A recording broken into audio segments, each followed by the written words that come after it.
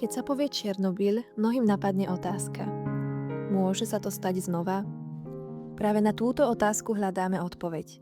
Nie strašením, ale faktami. Spolu s černobiológom Andreom Pastorekom a projektovým riaditeľom Mochoviec Martinom Rázom vysvetľujeme, prečo Černobyľ patrí v svojej dobe a prečo je dnešné jadro postavené na úplne iných, bezpečných základoch.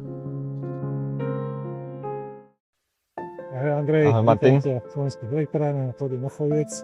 Ďakujem veľmi pekne, som rád, že dnes si tu môžeme na tomto mieste pripomenúť 40. výročie Černobylu. Áno, v tom Černobyl, tento rok nás bohužiaľ čaká 40-ročné výročie tejto zlej udalosti a je dôležité tam určite hovoriť.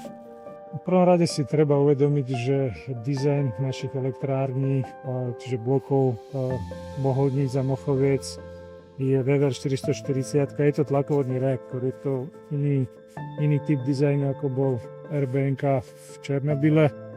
A tento tlakovodný reaktor používa ako moderátor aj chladivo ľahkú vodu, pričom v tom Černobyli tam ten reaktor je v podstate varný, čiže ten dizajn je úplne iný. Ten jeden faktor nie je úplne dostatočne dobre navrhnutý dizajn, ktorý bol v podstate takým prispievajúcim faktorom tej udalosti.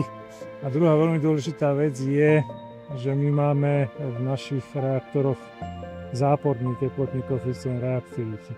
To znamená, keď teplota stúpa, tak kvázi nám to ľudovo povedané dusí reaktor, čiže sa nerozbieha, ale ten výkon klesne. Pri reaktore RBMK, ktorý sa používal aj v černobylskej elektrárni, chýba containment, tzv. Ochranná obálka reaktora, ktorá v prípade takejto havárie by všetok radioaktívny materiál zadržala v sebe a nedostal by sa do životného prostredia. Absencia tohto containmentu znamenala rozsiahlú haváriu. U nás máme tieto ochranné bariéry 3, niektorí hovoria, že 4, tá 0 je v podstate tá kryštalická mriežka toho paliva. Potom je to v podstate obálka samotnej palivovej kazety, potom je to primárny okruh a potom máme hernú zónu. Tá hermetická zóna je v podstate ekvivalent containmentu, čo poznáme zo západných dizajnov.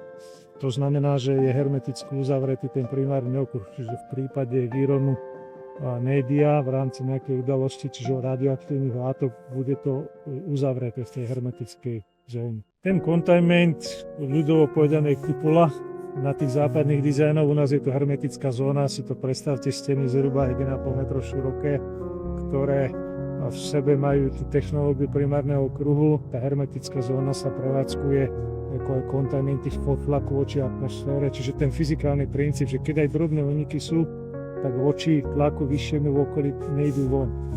A samozrejme tam v prípade udalosti tie pomery sú podstatne horšie, čiže na to sú tam tie bezpečnostné systémy, ktoré zvládajú takéto situáciu, čiže znižujú ten tlak, aby sa nedostal von. Jednak to bolo zatajovanie skutočností, ktoré viedli k tejto havárii, a takisto tá kultúra pracovná. Množstvo prípadov bolo, že ľudia sa báli povedať, že je niečo zle, keďže boli viazaní tým, že prácou v elektrárni mali aj svoje bývanie v blízkom meste Pripjať, o ktoré samozrejme nechceli prísť a nechceli nejak poukazovať na problémy, ktoré sa vyskytovali. Samotný systém prevádzkovania v dnešnej dobe je veľmi dobre popísaný v prevádzkových predpisoch. Tie dôležité predpisy sú schvaľované štátnym úradom Andreho dozoru, čiže je toto všetko pod kontrolou.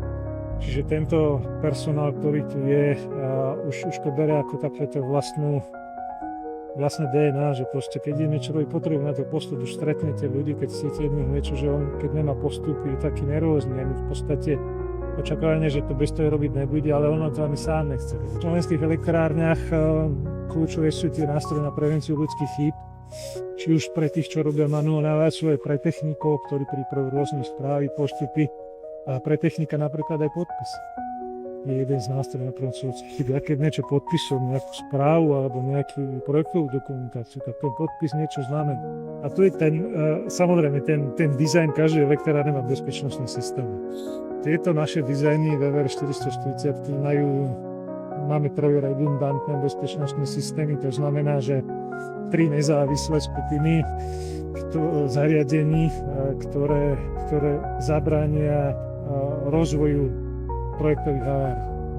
Čiže prvý systém, druhý systém, tretí systém, každý systém má svoj dieselgenerátor napríklad. Keď proste by ľahla elektrika, naštartuje diesel, ktorý dokáže dodať elektrickú energiu zariadenia bezpečnostných systémov. To znamená uviesť ten reaktor do bezpečného stavu.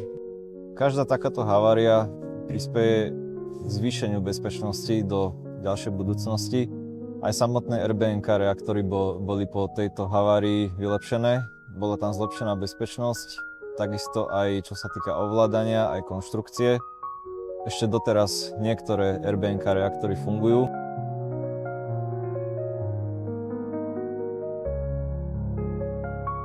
Černobyl je súčasťou histórie. Lekcia svojej doby, nie obraz dneška. Súčasná jadrová energetika stojí na iných princípoch, na iných technológiách, na iných bezpečnostných riešeniach a aj na inom prístupe k zodpovednosti. Na Slovensku prevádzkujeme jadrové elektrárne s dôrazom na odbornosť, neustálu kontrolu a rešpekt voči ľuďom aj krajine, v ktorej žijeme. Pretože bezpečnosť vyjadrenie je deklarácia. Je to spôsob, akým sa navrhuje, riadi a každý deň žije.